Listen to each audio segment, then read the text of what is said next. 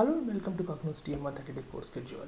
In this 30-day course schedule, we're going to see two major aspects. One is as per the TM1 developer perspective, and the other one is TM1 end user perspective.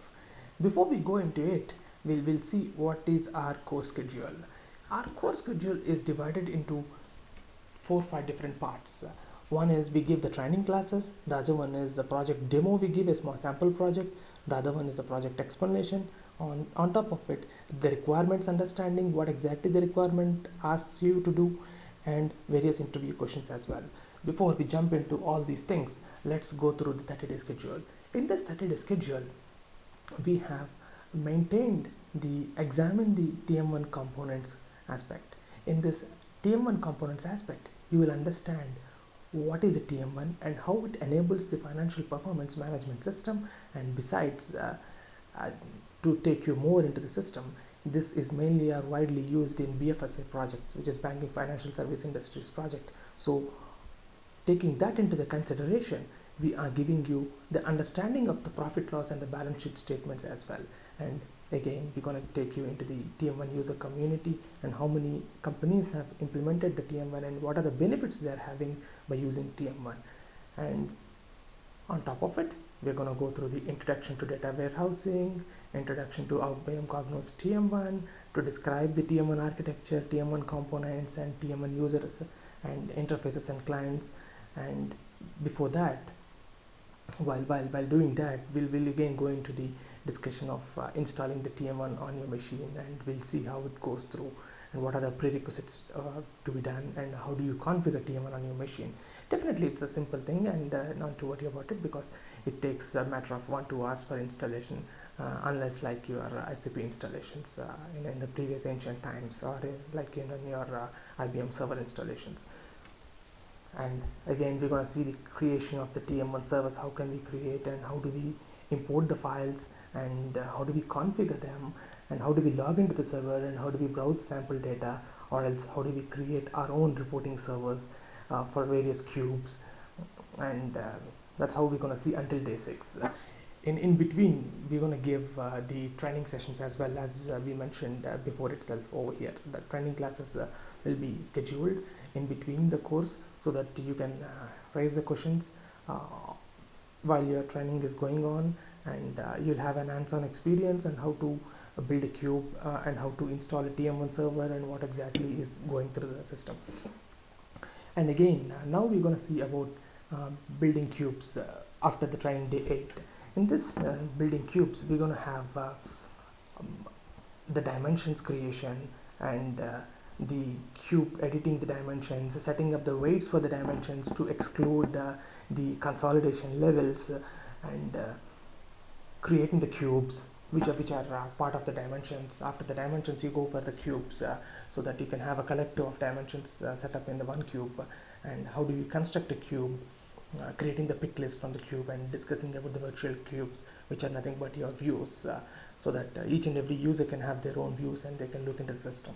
So until then, we will end up with the day 9, so that you can have hands-on experience by creating the dimensions, by creating the cubes, which is more important up to that extent. From later on, we're going to go with Turbo Integrator, which is the heart and soul of the TM1 system, because it's got an inbuilt ETL tool which is called as a Turbo Integrator. What exactly is a Turbo Integrator, we'll see from day 11. And how do we create dimensions using a Turbo Integrator, creating cubes using Turbo Integrator, and using the attributes. There are various number of attributes for creating Turbo Integrator dimensions and cubes, and various approaches as well, or loading the data from one system to another system, and creating a process. Again, as I said, the loading data from one system to another system, and creating the process to load the data from one cube into another cube, or creating a process to delete the data from the cube and updating the model again. There are various models which we have to discuss again, and still then we'll end up with day 12. After that, we're going to give one more training session, which is very important at this point of time, for you to understand what is a dimension, what is a cube, how do you create a dimension, how do you create a cube, and how do you create a dimension and a cube through your Turbo Integrator process again. As I said, one can be done, this TM1 allows you to do manually and it allows you to do automatically while the process is running on. So which is run through turbo integrated. We'll see all those things by end of day 13. After day 13, the soul of the, as I said before, before day 13 it's an heart of the TM1, and after day 13 it's a soul of the TM1. Here we're going to discuss about the business rules. We can create our own business rules to import the data, to export the data, and to optimize rules and performance again, and how do we put into the worksheets is all discussed about here in this here. And how do we construct the rules for elements and consolidations is more important, which is a which is very important topic in this business rules. And on day 15 and 16 we're going to discuss about the skip, check and feeders, which is nothing but the optimizing the rule performances, which is more important. And how do you transfer the data into your model using the scripts, and adding a subset to your dimensions is more important again here. And using logic in scripts and constructing chores. Chores are nothing but scheduling the activity whenever you want one process to be loaded automatically without your intervention. You will schedule it and you will make sure that that can be done over there. And besides, we're going to go into the replication, which is more important. Like what is the process of replication and how do you handle the replication, and scheduling the replications is nothing but you're handling your chores concept again here. But replication is like copying the data from one system, one server into another server, and copying from one cube into another cube and syncing up the data.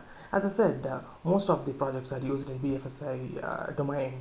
So the main database like your Aggresso or your SQL database or your TM1 cubes again I would say, and or else you can have your SAP info cubes, which are the main source of the data into TM1. So the source is mapped into TM1, and in TM1 we're going to take that from there to into the analysis of the cubes by slicing and dicing concept. With that approach, we're going to copy, or we're going to make sure that the data is replicated between P&L cube to balance sheet cube for a couple of segments. We're going to see all those things, and I'm going to take you, I'll take you through the financial statements. What is a balance sheet statement, and what are the net assets, and what are these net assets and current liabilities. And besides, we have a profit loss statement again, which we need to discuss more about it. That's nothing but a revenue. If you are a financial guy, you'll get to know immediately. What else? We'll train you, and we'll make sure that you are up to that extent. And besides that, most of the TM1 cubes or TM1 implemented companies use this for cash flow in BFSI domain, which is like your to know your salaries, or to know your total receipts and total payments, and closing WIPs, opening WIPs, and all this stuff. Okay, fine. These are the financial statements which we're going to discuss about later on. And let's come back to our course schedule. As I said, we're going to do that until day 17. From day 19 onwards, we're going to do the drill assignment tool, like the drill assignment tool, my bad. We're going to discuss about how do we drill the data from one level to another level, which are called as level 0 to level 1, level 1 to level 2. These are all the drilling paths which we have in TM1, where we can drill the data and we can go up to the root level and we can identify where the data is sitting exactly, inputted by end user. So that can be seen in customizing the drill paths on day 19. Besides, another very important concept which we're going to discuss is converting the currencies. In this converting the currencies, we'll have one currency cube where we'll discuss about the currency challenges, which is called as a currency dimension, and currency cubes like local currency, reporting currency, local plus reporting currency, these kind of applications. For that, we need to have some rules again. So for example, if we take Norway is using a local currency NOR, fine. And if we go into it deeply, it reports to, Norway is reporting to Central Europe. So Central Europe has got the reporting currency as euros.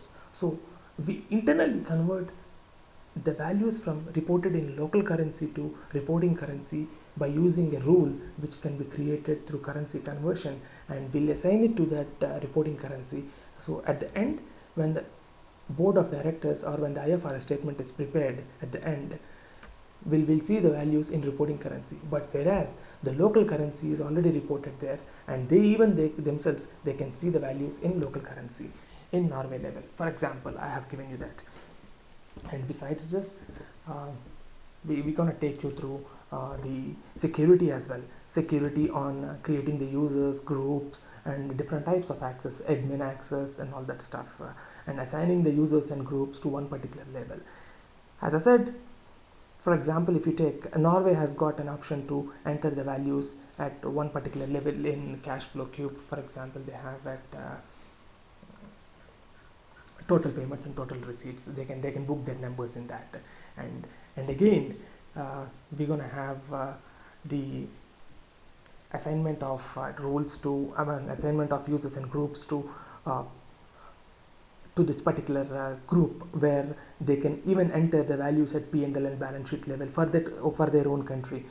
For example, if you take Norway user can enter the values of balance sheet, P&L, and cash flow, and again he even can enter the Bulgaria numbers if he is eligible to enter. Such kind of the group assignment is also given, and they can have their own restriction access to that particular cubes and particular levels. So that can be done until day 21. So up to here we'll go through that entire stuff, and from there onwards you'll get a training program. In that training program you'll see various aspects of the security, currency conversions, and drill paths, which is more important and which will be helpful for you in implementing in any BFSI project up to here. Fine. Next, going on to data exploration. How do you what exactly is a data cube, and viewing the data in the cube and calculating a view or arranging dimensions is more important. It is like an end user concept. These are not an end user concepts, and this will help you a lot in navigating the user in the support or in the support project. For example, if you take a spreadsheet analysis statement, which we are going to discuss on day 24, it will allow you to create, or it will allow you to take you through that snapshot. For example, if you are looking into P&L statement,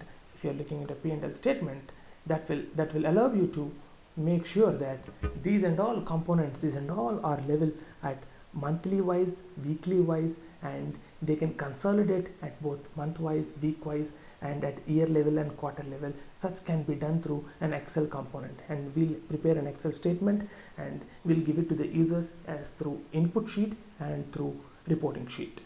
So if the user is eligible to enter the value at input sheet, then he can enter the values for that country, for that dimension, and for that values, a profit and loss or balance sheet in input sheet. If he wants to view the data in a board reporting and the reporting analysis or slicing and dicing, which we already mentioned in the past, he can go through the reporting values. For that, we have another 2 more functions. Mainly, these slicing and dicing in Excel sheets or in the exploration of spreadsheet analysis is done through only two formulas mainly.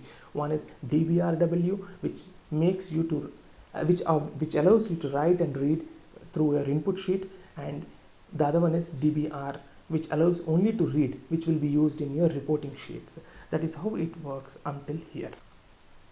Again, going into the other aspect of monitoring the server performance, user TM1 log files, dynamically monitoring the TM1 threads, and all can be viewed over here, which is called as TM1 top. We'll configure the TM1 top while we are going through the classes, and how do we connect and disconnect the users from TM1 server. In an instance, in one of my projects which we have implemented for one country, where we had 657 users, where most of them work in US timings, and all of them work from morning 8 o'clock to evening 5 o'clock, and most of them they connect to these servers, and they input the data. At that time, the analysis is done in such a way that how many number of users are connected in one particular second, and how many are been there in the system for 1 hour. So for that, we have made a spreadsheet analysis, and we have analyzed that the more number of servers or the more number of RAM memory is important to that aspect, and we have given a best approach to increase the speed of the system. So in that way, while doing that process, again we have gone through this connecting and disconnecting the users and shutting down the remote TM1 servers, the virtual servers, and all that stuff. So finally, which is not the least, again we'll go through the TM1 best practices again. In this TM1 best practices, we'll see the functionality, maintainability, and performance, which are the three main important topics which we are going to discuss on day 26. Later on, we'll discuss about, as I said in the first, we'll discuss about the project demo. We'll give a project demo, and from there we'll take you through the project explanation, and we'll give you the we'll make you to understand the requirements of the project again, and at the end of the class we'll give you the interview questions if you are very serious about going through an interview and getting a project in any company. That is how it's going to be, and this is a 30-day course schedule which will help you to understand what is TM1, what it benefits from for my career, and how I'm going to see in future with TM1. Fine, up to here fair enough, I guess. Let's jump into the TM1 introduction, and before I jump into TM1 introduction, I would like to give you my name is Ramesh Kumar, and you can shoot me an email to this email address, and you can check for any questions even after you are out of the project, or even if you are out of the training schedules which we are going to give, and I'll be able to help you out in any ways. Fine. Let's go into TM1 introduction. Before I go or jump into TM1 introduction, I'm going to give you a couple of documents which will help you or which will benefit you to check into the system. Okay, these are all the documents. For example, API guide, application programming interface guide, an executive viewer, new features guide, a reference guide, turbo integrator. What is a turbo integrator again here? And a user guide, workflow administrator, developers guide, TM1 rules, understanding balance sheet and P&L, TM1, as I said, TM1 top configuration settings also document will be shared to you, and TM1 architecture, and this and all will be shared across to you who are taking the class with me. And going to the next step, we're going to discuss about what is TM1 and what exactly TM1 wants you to do and how it will benefit your career. So we understood and we spoke about it. If a TM1 is installed on your machine, what it makes you to do, it allows you to analyze a report, or it allows you to do analysis, perform the analysis, and give you the best output, so that it will make sure that it will ensure that the approach is made perfect up to 95 or 99%, so that the fast, real-time performance is maintained, and scalability for large data volumes is also given there, and non-technical user-centric design is also given there. Okay, these are all the unique value propositions which are discussed in this concept. And going further, we have an Excel-based approach. As I said, we'll give you an Excel with the other two formulas, DBR and DBRW. We'll discuss those formulas on Excel-based approach to application development, which is more important. Fine. Coming to TM1, let's talk about what is TM1. TM1 is used to analyze the multi-dimensional data. This is all about the multi-dimensional data we have here. Yes, for example, if we take, I have student data, let's talk about student number, student name, next student address, student date of birth, for instance. So these are all the dimensions which we have in one particular student record. So this record is maintained in such way. This is an initial requirement. If you go on, we can have student marks or class, for example, and which class is studying, and student marks. Subject wise, you can take subject wise, subject 1, subject 2, blah blah blah. You can go down like that. So for example, and at the end you can have is aggregation you can have, and the rank and all you can give. So this is how it is maintained. So this is nothing but a multi-dimensionality. You can have the structure. For example, the analysis, if the student analysis needs to be done, you will take student data from here, you will take the student data from here, and you wanted to compare that with student number with student marks, and student, if I say student marks, the below information which you're going to skim down is student subject 1, subject 2, aggregation and rank. These and all will be taken and will be brought down as a child ones into this, and you can do analysis part here. This all can be done through TM1 web, TM1 concepts. Fine, let's go into the benefits of TM1. Okay, fine, let's go into benefits. Let's go into this. Okay, here, as I said, this is to analysis the multi-dimensional data, which is more important here. Second thing, TM1 is based on online analytical processing, which are called as OLAP tool, which we're gonna talk about it again. So this is an online analytical process. It gives you, in the online system itself, it gives you a chance to do analysis to give the better results and to project more in the future, like your budgeting, forecasting, and the promotion of your numbers through your marketing skills and marketing numbers again. Okay, what is an OLAP tool here?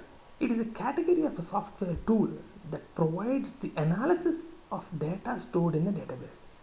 For example, if you do a time analysis and time series and trend analysis views, you will get the approach of OLAP, which is more important here. Now we'll see the definition of TM1. TM1 combines a powerful multi-dimensional database engine.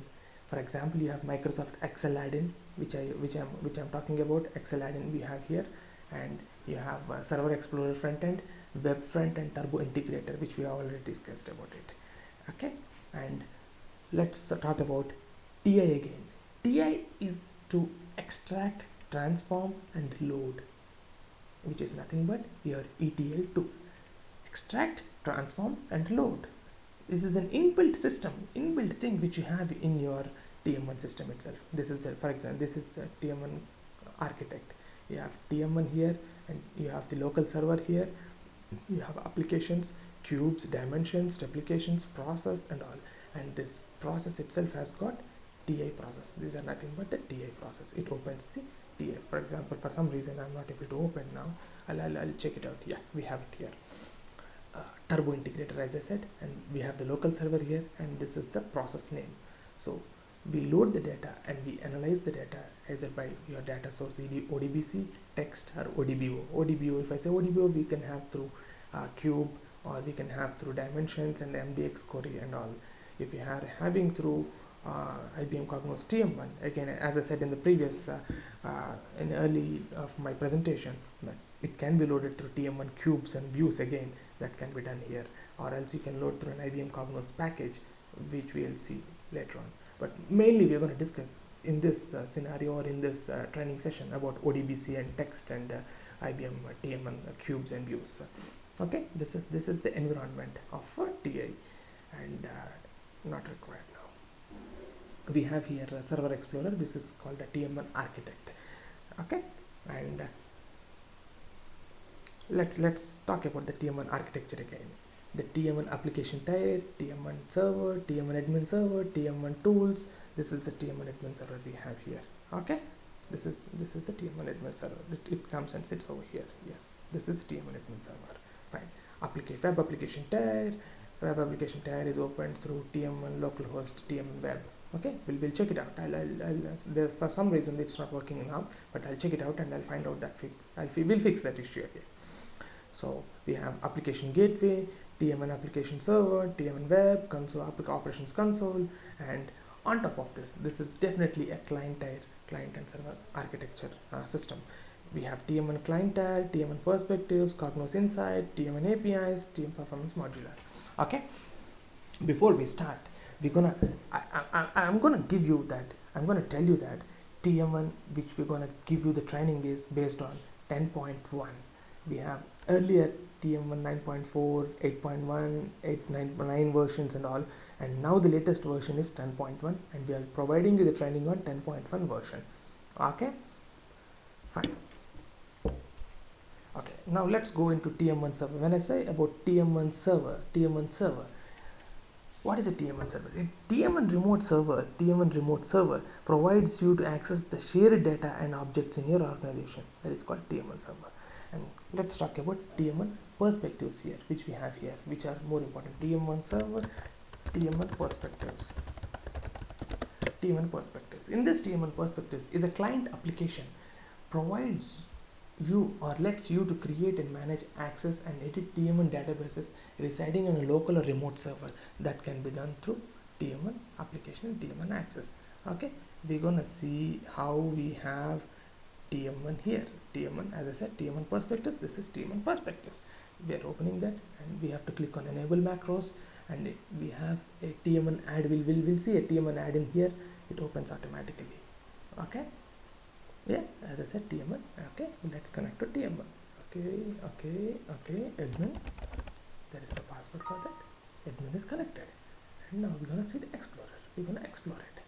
Okay, we're gonna explore. If we have any applications, we can explore here itself. We can explore here itself. Okay, this is a T-Cube viewer. This is TM1 perspectives, and it can be opened through Excel. The other one is TM1 architect. TM1 architect we can open through TM1 architect, and the other one is TM1 web architecture. So definitely TM1 can be opened through three ways. One is perspectives, the other one is TM1 architect, the other one is TM1 web. The same pages, the same application will be opened over there. Okay, most of the users will have access to TM1 web. Okay, and now we're gonna close this and close this and close. Let's since we are here, we'll talk about it immediately over here. We have opened the PNL cube from perspectives. Okay, PNL cube, we have opened the PNL cube, and in this PNL cube, this is the view. There are various number, there should be various number of views, or there is only single view here, and all the dimensions are sitting here. We'll talk about, not to worry about it now, we'll talk about the dimensions and the cubes and all. Just for a glance, I'm taking you through that stuff here now. So in this cube viewer, we have local. Cube viewer is local. Local is nothing but your local server, and PNL cube, and this is the default view. As I said, we can skim through the default view and we can identify it. Okay. Now, if we recalculate this, we'll see the values being populated in the sample server. Okay. If you see, these values are coming from marketing. Where exactly in marketing? In advertising and sales promotion. Okay. This is how you wanna put it across. From here itself, you can have the facility of sandbox. We'll talk about the sandbox, which is an end user concept, and it will give you the analysis to do internally. For example, if I give you access to sandbox, you can test the figures here itself by checking the feeders, or by tracing the calculation, or by spreading the data. For example, if you say equal spread, if I say equal spread by 10% or 20%, okay, from replace, it's going to replace. The cells have been failed. For example, for some reason it's got failed, but we'll check it out in the future. Okay, I'll take you through that.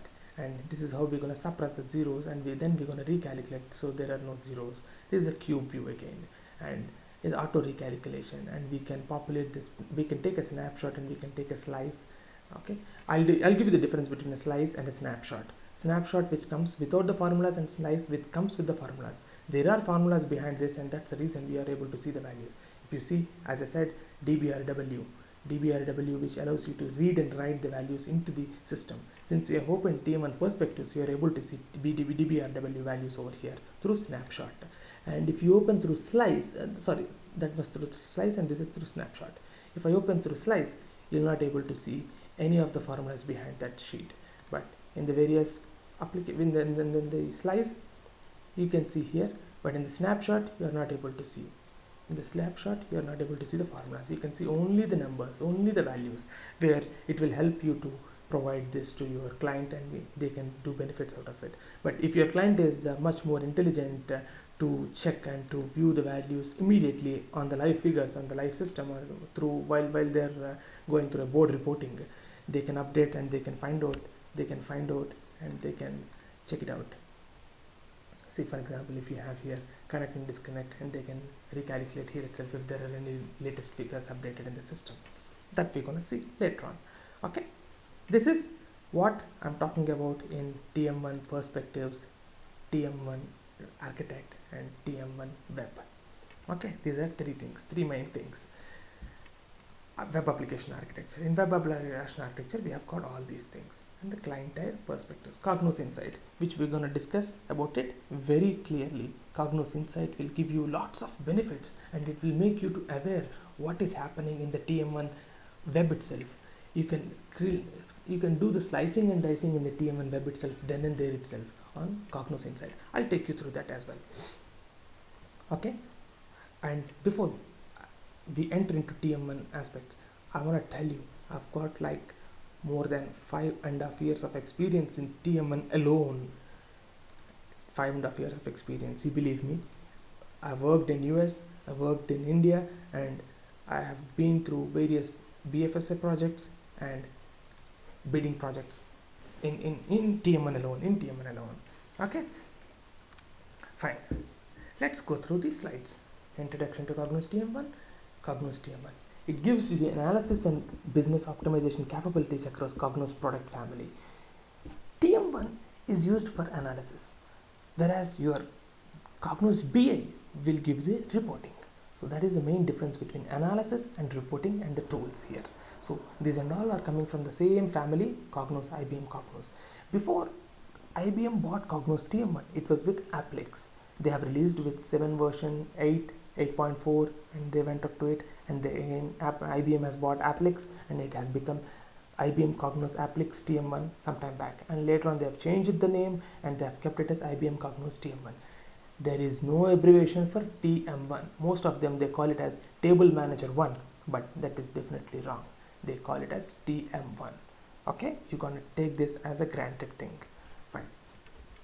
As I said, we have unique value propositions such as very fast real-time performance, scalability for large data volumes, non-technical user-centric design, and Excel-based approach to application development. This is all it's going to be. It is deployable in a standalone configuration or integrated with dedicated Cognos planning, consolidation, analysis, and reporting products. Most of the times we talk about reporting products. Cognos planning, consolidation, and analysis are main 4 major concepts in this. Next we go into the TM1 capabilities. What TM1 can give you.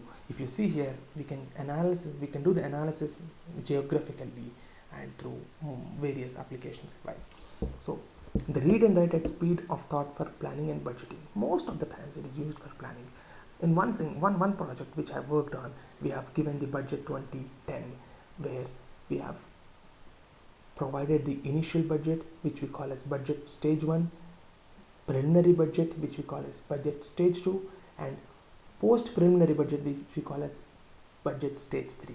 Finally, after the figures are final through all the country users, we have supported for more than I believe 21 or 22 countries, and all the users have inputted the values for preliminary, post preliminary, and initial, of course, and finally we have copied that to final budget, which is called a budget number for 2011. So this is how it's going to be. And what if scenario for modeling the concepts of forecasting. Definitely this is more important. Forecasting is more important. As you know, there is a difference between a forecasting and budgeting, and it is very much discussed in this. And in-memory multi-dimensional cubes for analysis and reporting. As I told you, TM1 doesn't have any database.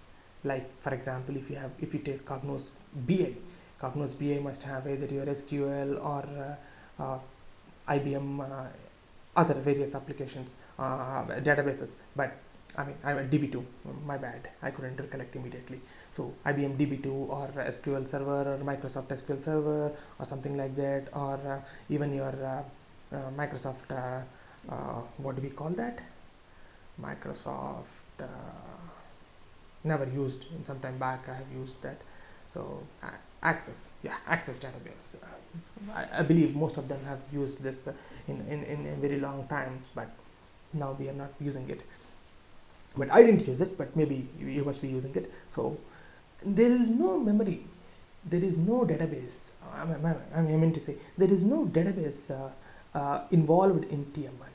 Everything is inbuilt. We have in-memory database. If I say a cube itself has got the data. Cube itself has got the data. So all the data values are residing in the cube itself.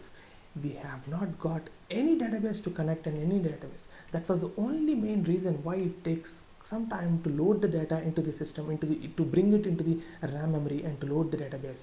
Okay, fine. Centrally managed business hierarchies, rules and calculations, as we spoke about it in last half an hour back. and built-in data and metadata integration, leverage Excel functionality and skills.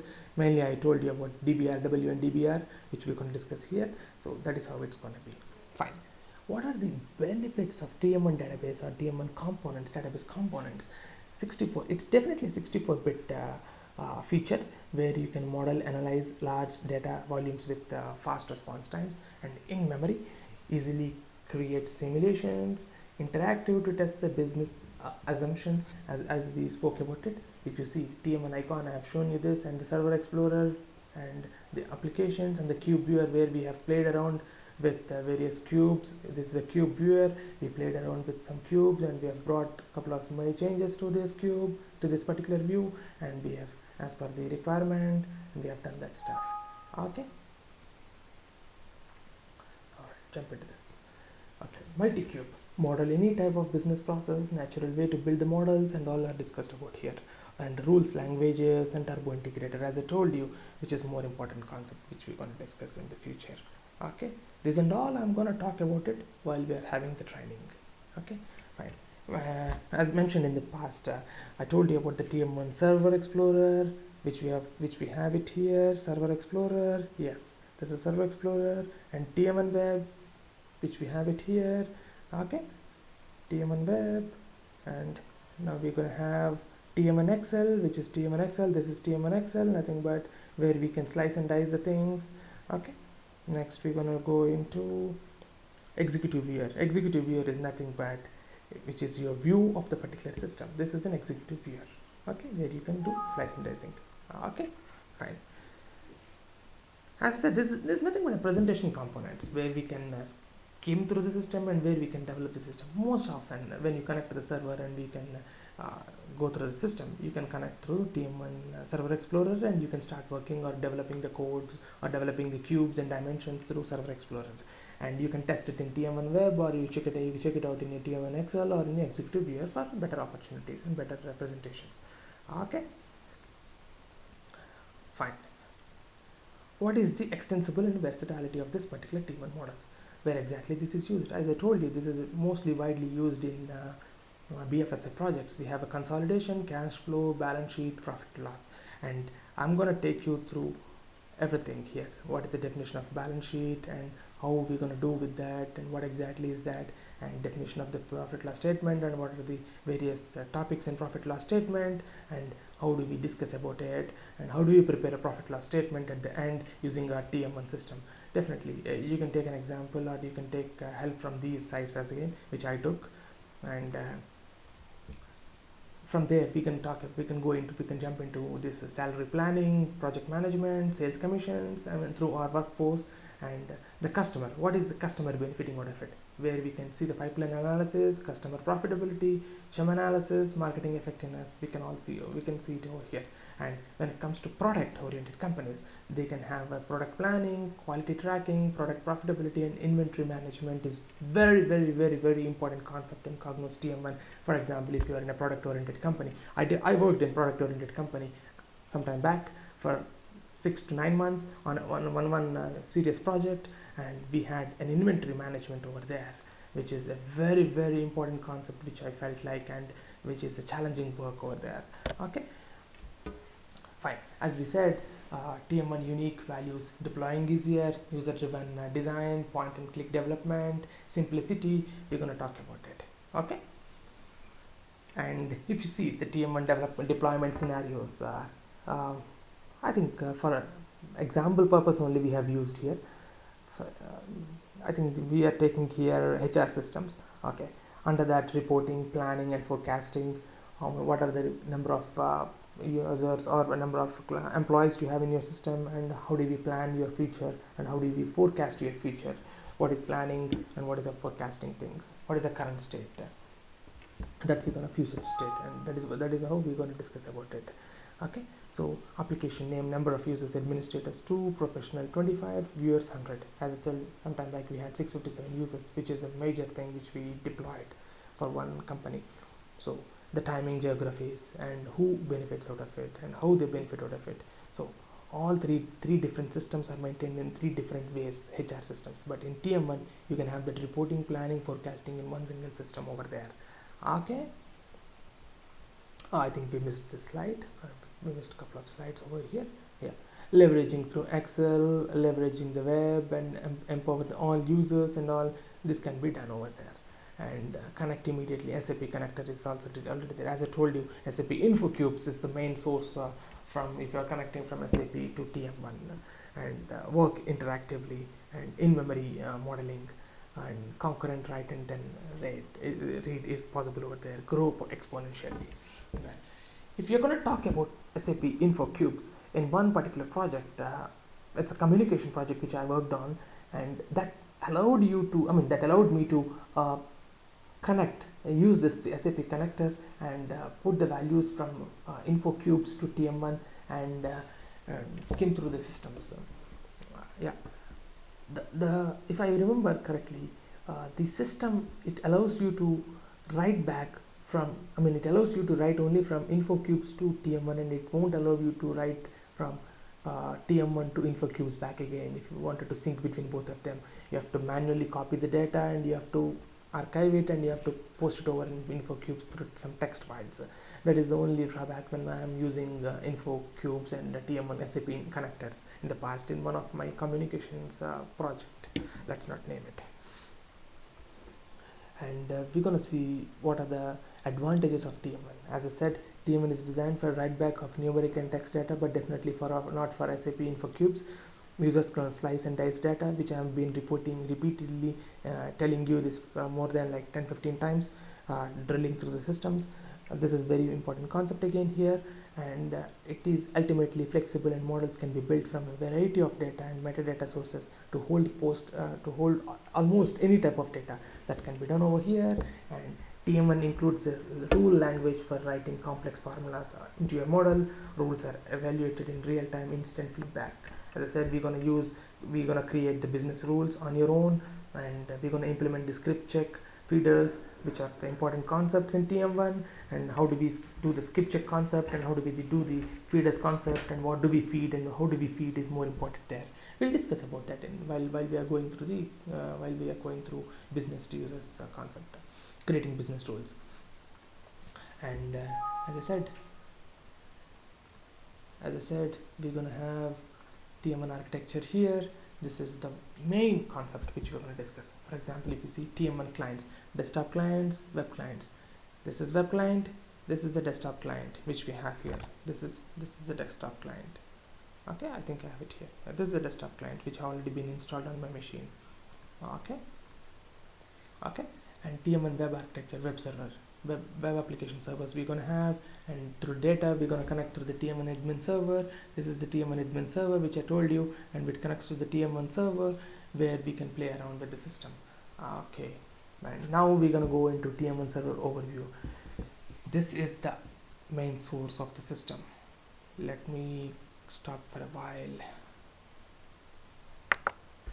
Okay, let's go into TM1 server overview.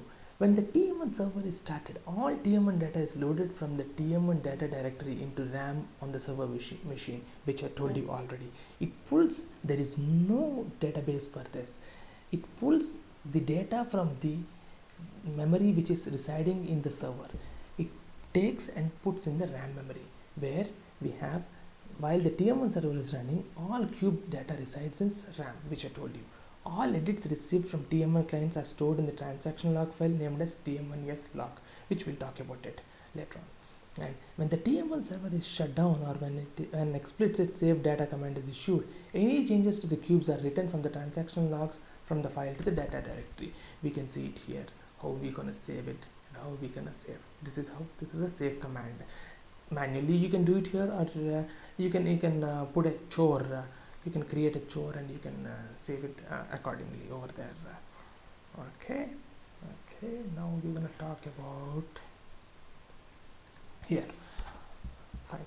And TM1 clients retrieve cube values from server, and this is how. Suppose if X user enters some value, it goes and sits in the TM1 server, and it records in the TM1 transaction log. And if other user, if he clicks on the recalculate button over there in the cube view, and that can be viewed by another TM1 client or TM1 Y user, and he can retrieve the data. So what I said here is TM1 clients retrieve cubes values from the server. Clients also send edits data to cube values to the TM1 server.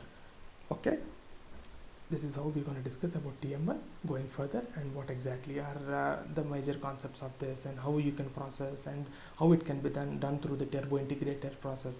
Turbo integrator is nothing but you are scheduling a process or putting up a chore over there. Okay, now let's go into TM1 files overview. What are the available TM1 files, and which are more important for you in interview point of view? What I mean to say, and in development point of view also, you have to remember these. If it is a .blb file, it's a cube formatting file. .cho, it is a chore definition file. .cub is a cube database file. .dim is a compiled dimension file. It's a compiled. There is a difference between a dimension file and a compiled dimension file, which is called as .dim file. 3 or 4 dim files will be created or will be assigned to one cube file, which is called as .cube file. We'll see those. .dit, which is an ASCII dimension source file, important for us concept. And while we are creating a turbo integrator process, .pro, turbo integrator process definition file. This is very important for you to remember on various applications. For example, if you're working on one sales project, and you are creating one, you are trying to pull some information from one particular region, so you have named that region as Central Eastern Europe. That Central Eastern Europe process is created with PRO file, so that it pulls the region information and it loads into the cube on each and every minute, or it depends on your scheduling of the chore again. .rux, compiled rule. .sub, dimension subset. .tbu, ASCII source for view file. .tq, saved query. .tru, ASCII source for rule file. Most of the times we don't use this, but it depends on the project again. .vue, which is a saved view. This particular view which we are calling is saved as pnl.vue. If you go and check it out in the dimension or in your data directory, you can see that. That's what I'm talking about. .xti, Excel dimension worksheet. .xru, Excel rule worksheet. These are the main or these are the only ones TM1 files overview which you're gonna remember in our concepts. Okay, let's put a hold on this for a second, and let's jump quickly into data warehouse introductions again. While the classes are going on, or while the schedules are assigned to us, we have that data warehousing concepts. What is the difference between OLAP and OLTP? So that and all we are going to discuss about it here in our this one in data warehousing while scenarios. So this is all the scenarios which we're going to discuss, and this is all what we are going to discuss. Okay. What are the various options of conceptual layers and all that, just to give you a glance of it. Okay, fine. This is all you're going to need, and you're going to discuss about it. This is what I said, sales information or widespread sales information, and this is all how you're going to scheme it in your TM1 system. Online analysis processing, OLAP and OLAP cubes, how the OLAP cubes are maintained and OLAP operations are given, and OLAP servers, MOLAP, OROLAP and HLOAP. I'll give you about the discussions over there, and the presentations and data warehouse includes these and all RDB MES files and all. Out of my enthusiasm or out of my interest, I'm going to give you what exactly is a data warehouse, and which most of the companies will look at you as a data warehouse specialist, of which you'll see Cognos TM1 and Cognos BI people sitting very next to you under one manager. So which is more important? That's what we thought, and we have included the data warehousing concepts introduction also in our schedule. And let's close this and let's jump into TM1 for a second. Before we jump into TM1, we'll be going to see the financial statements, and what exactly are the balance sheet statements or profit loss statements, and we're going to discuss about that. Okay. For example, if you see here, I have prepared this for you guys. Deloitte perspectives and budgeting, how they are doing the budgeting concept, planning, budgeting, and total landscape and all. See, if you see all the figures, areas of constraints they are having, and how they can benefit out of it, and what they have done to come out of this crisis performance management in the recent times, and how their intelligence has provided to benefit the customer. So if you see business units, financial planning analysis, and creating a strategic planning, and all that stuff is maintained here. So the leading practice capability, if they are very matured companies. So Deloitte gives you about emerging, developing, defined, advanced, leading concepts over there. We're going to talk about this again. Okay, so typical annual budget, rolling forecast, and required changes. And as I said in the past, we have implemented the budget stage 1, stage 2, stage 3, and then we have moved into stage final. That and all we're going to talk about it here. And the range of operating models, how do they operate. See, if you see Oracle Hyperion, you're going to get into the root of the system. Say the landscape of PBF tools is quickly changing. Here we are standing. Cognos planning comes with Cognos TM1. Here we are standing, and this is how we're going to discuss about it. And Hyperion planning is there, but the analysis part is much lesser performing than Cognos TM1 performance. So next in the future, going ahead, you'll have SAP BBC, which is a business process consolidation tool, which is going to be the future of the system, but it will take some ages to come out of it, because they are trying to integrate, and it will take another 4 to 5 years to get the BBC on hand experience to each and every company to implement through SAP. And Microsoft Performance Point we have here to their Office suite, but it's not up to that extent, and they have not benefited out of it, and the customer is not benefited out of it, what we came to know. And if you see here the benefits and the product offerings and the highlights of these tools and all, BBC and the product offerings, then definitely we have more highlights than any other system, than any other BPC or Hyperion systems. As I said, TM1 uses 64-bit technology and stores cube in memory. So one single point and one single application or domain, and easy to implement and easy to access, is available through this thing, through Cognos TM1, and that can be achieved here. Okay, so this is for you and for your benefit I have prepared. We're going to talk about the rules again, and TM1 top configuration settings. We're going to talk about them. How do you set the TM1 top so that you can kill the users, and you can append the users and all that stuff. You can see that these are all the commands which you see here, and this is the TM1 top overview, or TM1 top, which we can see here. So top, I guess we can have it here.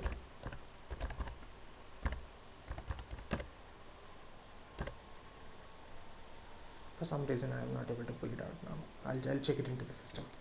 Okay, so fair enough. Let's jump into the TM1 creation of the cubes for an instance, for you to see how we create cube and how we create a dimension. Okay, fine.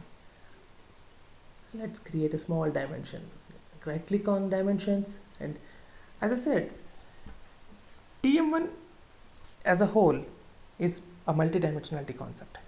We can have dimensions, and dimensions are made up of elements, and elements, the root level is level 0 is elements, level 1 is dimension, level 2 is your cube. That is how we're going to talk about it. So the heart and bread and heart and soul is with Cognos TM1 dimensions and with the cubes. Let's create a dimension, couple of dimensions, and then we can create it. Okay, insert element. As I said, it's an element. Let's create a student number. Simple element. There is no weight for this for now. Student name. These are all the elements of student dimension. Student date of birth. Okay, let's put it like this. This is all. And let's save this as student underscore dim. Student dimension. Okay, fine. Let's go through, let's create another dimension. Okay, click on OK, and you have it here, student dimension. If you double click on it, you'll see all the elements which are available in that. These are leaf level elements. These are called leaf level elements. Now create another dimension. Create dimension. Let's create marks, students marks, a simple one, student marks, add science, politics, history. Okay, click on add, save this, student marks. So we have two dimensions now. Click on OK. One is student marks, student dimension, and student marks. Now let's create a cube. Create new cube, and let's call the available dimensions. You can see the list of all the available dimensions here. We're gonna call student dimension and student marks. Why are we taking two dimensions? Because it needs to be a meaningful information. If I in the past I have shown you some example with a meaningful information needs to be there. If I say student name, that doesn't have any information. If I have the student name with student address, some meaningful information we have got here. Okay, this guy is trying to do something over here, but something over here on TM1. Let's go into it. So we have created a name. Let's create a name of the cube here, student. Name of the cube is student, and let's create it. As it is not available, if you see here, student cube is not available, it takes that name. Create cube. See, we have created a cube here. Under that, you'll see dimensions. Dimensions are student dim and student marks. If you open student, there are no values for this, but you can input the values here, student marks. Okay, before going into it, let's consolidate science, politics, and history into student marks. I'll show you how to consolidate. Go into edit dimension structure and pull this as under this. So this is nothing but the consolidation. I'm sorry. Okay, let me try once again.